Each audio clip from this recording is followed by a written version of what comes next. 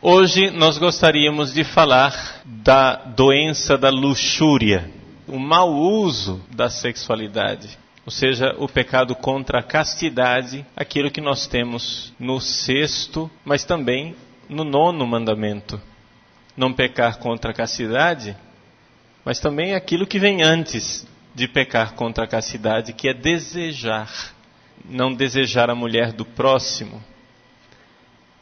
Esse pecado da luxúria, esse pecado capital, esta doença espiritual da luxúria, é um pecado que aflige especialmente os tempos modernos.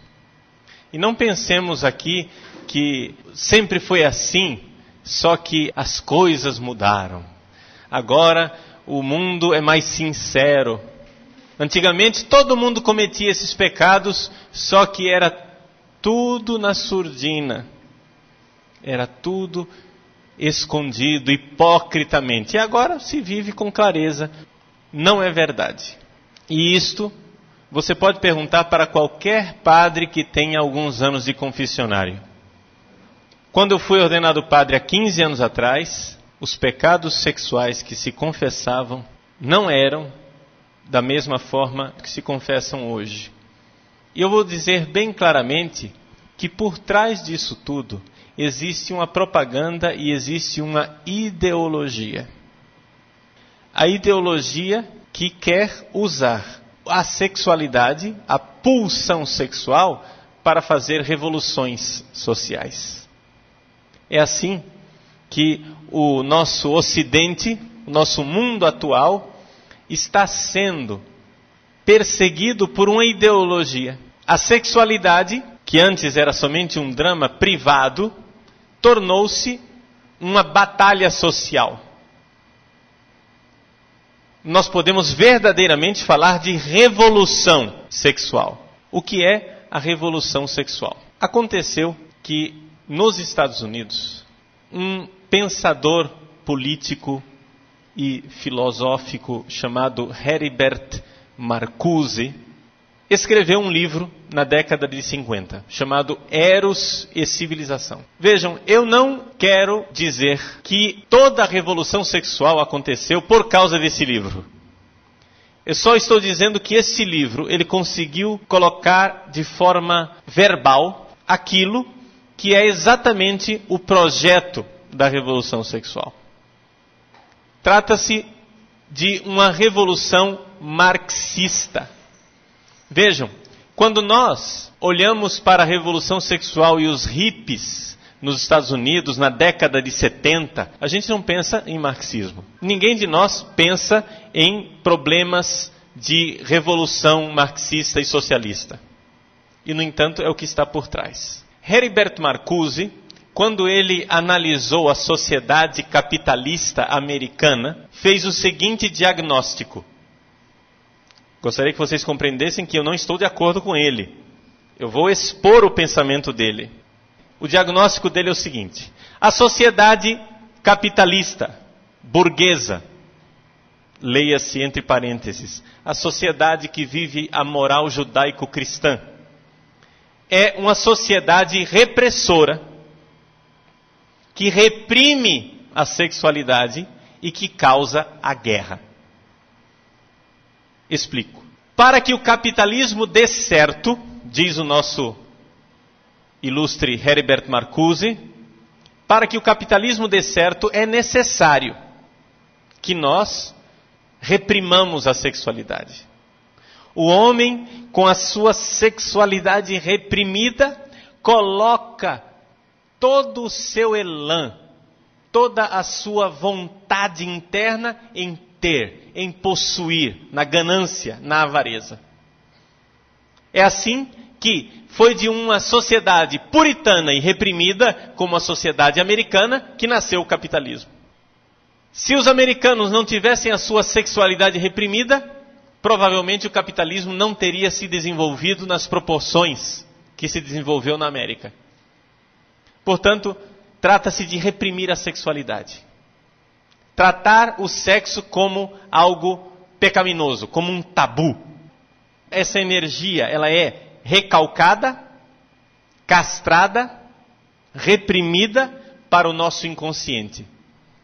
Mas como tudo aquilo que é reprimido no inconsciente termina tendo consequências, também essa repressão sexual tem consequências. E a consequência é, número 1, uma ganância desenfreada, a avareza típica dos capitalistas, e em segundo lugar, a guerra, a violência.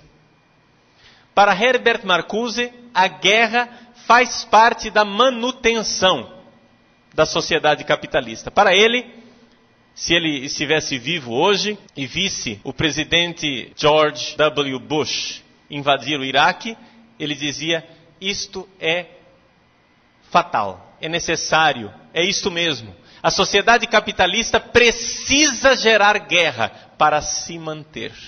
Vejam como, depois da Segunda Guerra Mundial, o capitalismo americano explodiu. Uma sociedade que estava antes na Grande Depressão, da década de 30, faz guerra e se recupera economicamente. Vejam como a guerra foi um bom negócio para a América.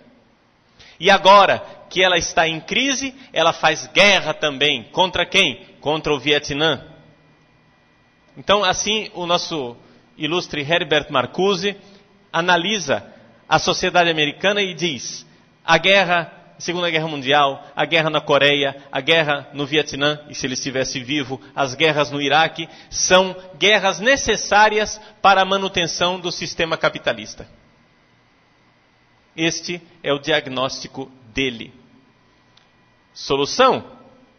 Para acabar com a opressão da sociedade capitalista, nós temos que fazer o contrário da repressão e o contrário da guerra. Por isso, o slogan montado por ele, faça amor, não faça guerra.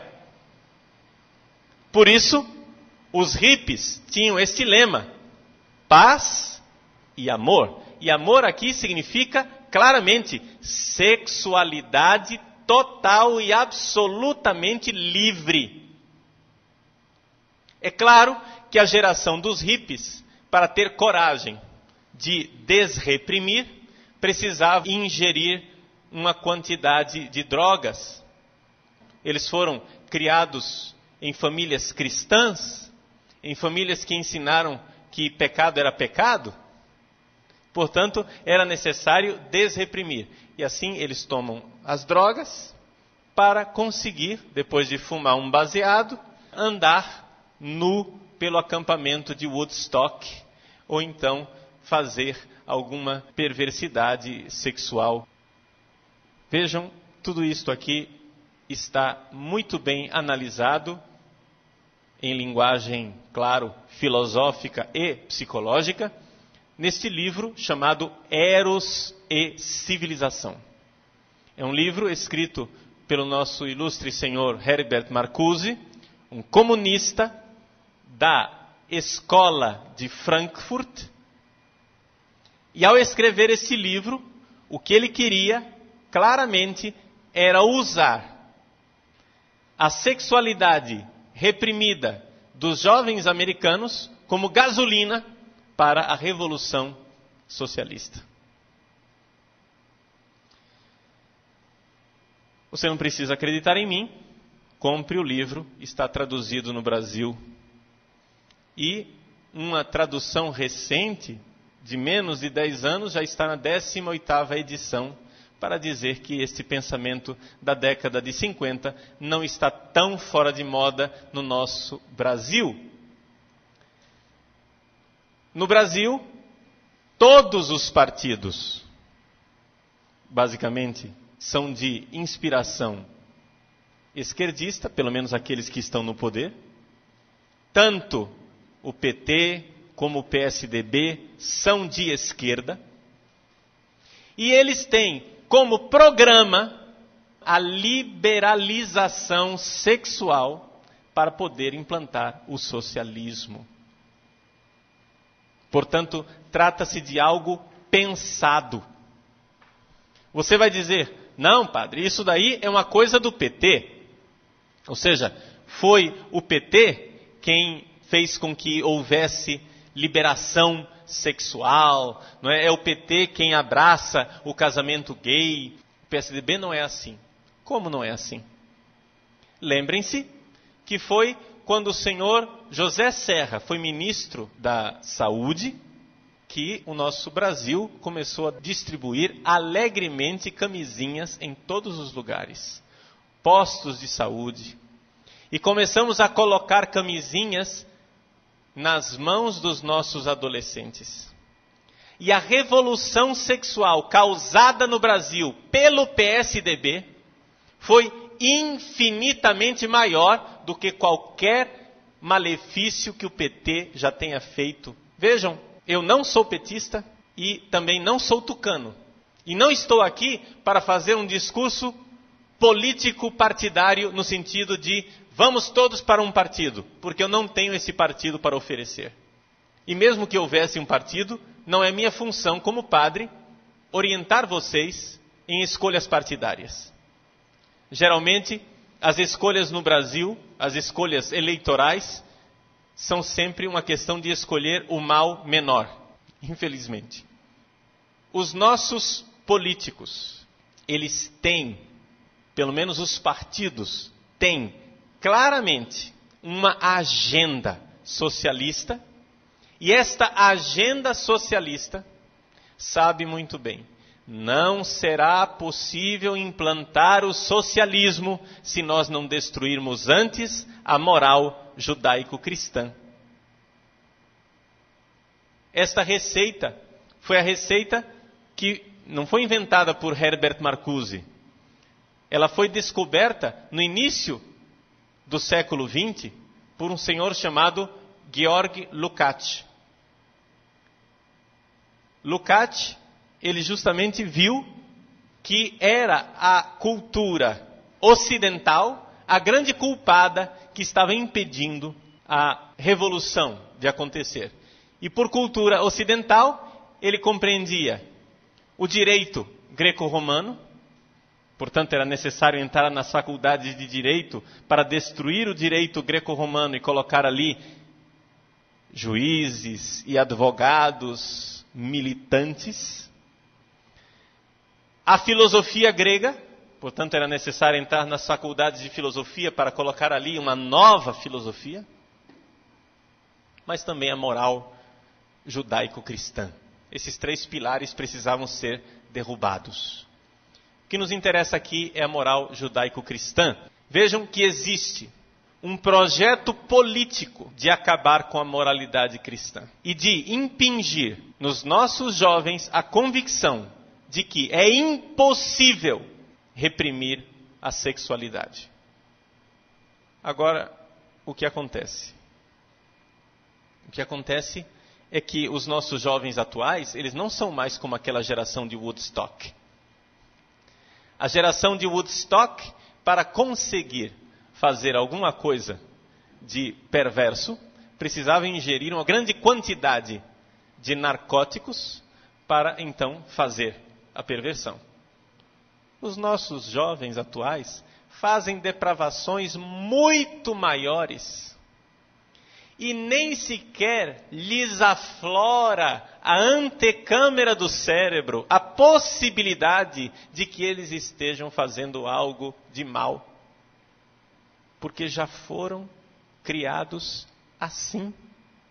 Foram criados por pais, ou às vezes avós, da geração de Woodstock, que tinham como lema, não se reprima, ou.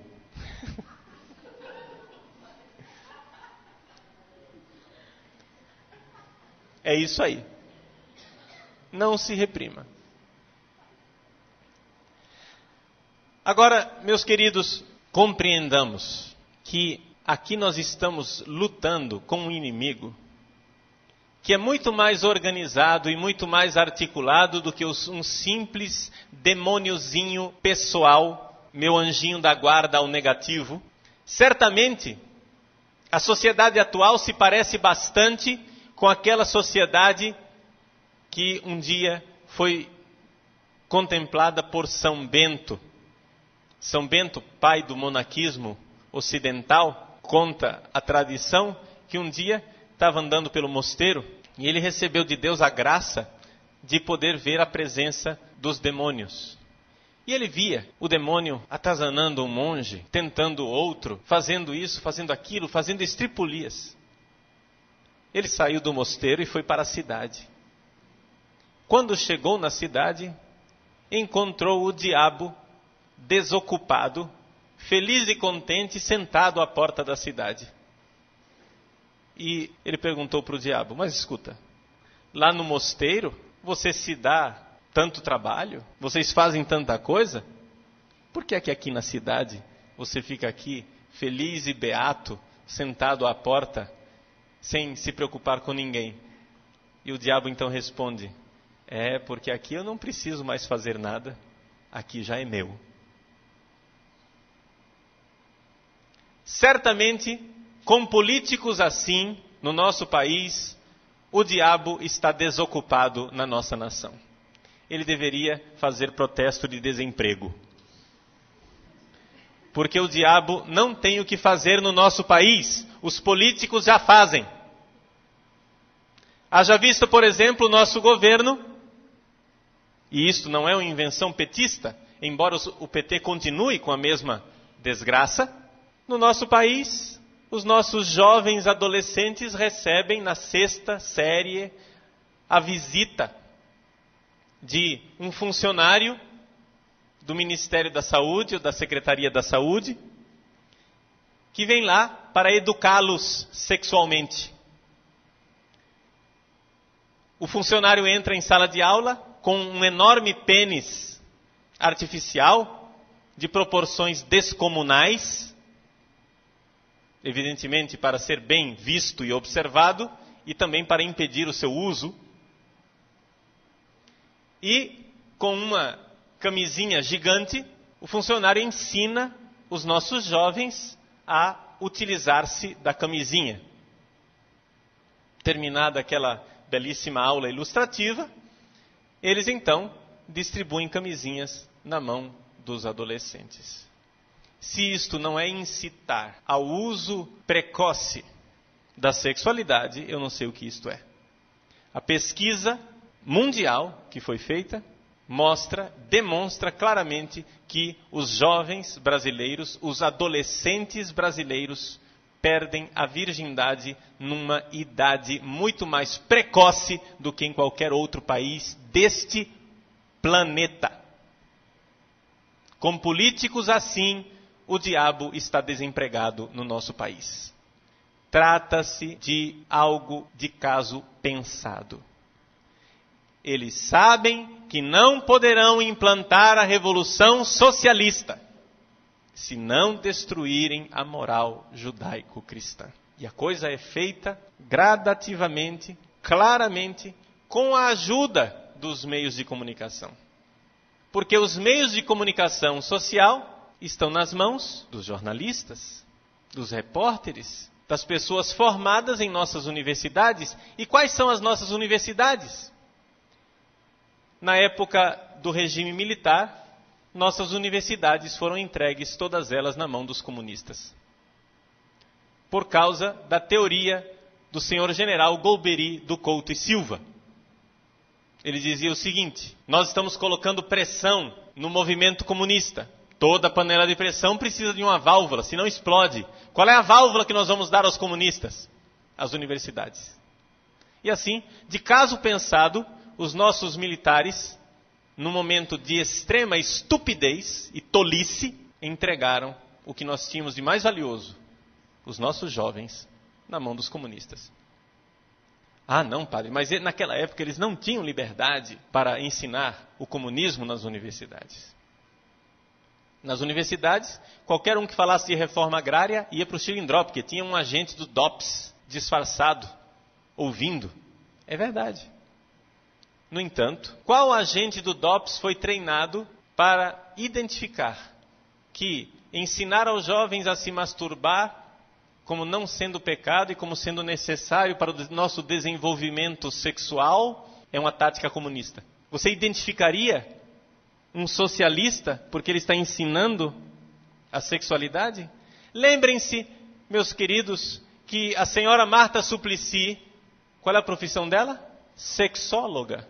Que ela seja depois uma política de esquerda, isto não é mera coincidência. Trata-se realmente de algo arquitetado, de caso pensado. Então vejam, se falar de castidade, se falar de sexualidade cristã, era difícil, e é difícil, em qualquer ambiente, falar de castidade no Brasil, no nosso Brasil tropical, onde não existe pecado do lado de baixo do Equador, é mais difícil ainda. Porque para nós, para os nossos jovens, nós estamos convencidos de que a castidade é impossível. E estamos convencidos disso por uma ilusão coletiva e por uma propaganda contínua feita em todos os lugares onde se produz discurso. Sim, porque trata-se da ocupação de espaços. É isso que os socialistas fazem, a política da ocupação de espaços. Eles querem dominar a classe falante. Quem é a classe falante? A classe falante é qualquer lugar onde se produz um discurso. Então eles precisam ocupar espaço nas escolas, porque ali se produz um discurso. Precisam ocupar espaço nas clínicas de psicologia, porque ali se produz um discurso. Precisam ocupar espaço nas igrejas, nos jornais, na televisão, no rádio, em qualquer lugar, para deliberadamente realizar esta destruição da moral judaico-cristã. Atenção, nem todo mundo que colabora com esta revolução colabora conscientemente. Mas existem pessoas conscientes disto. Existe gente consciente disto. Se não fosse assim, o livro de Herbert Marcuse não estaria na 18ª edição nos últimos 10 anos. Meus queridos, nós precisamos aqui ser claramente do contra. Nós precisamos ser do contra. E isso, em linguagem política, tem um nome.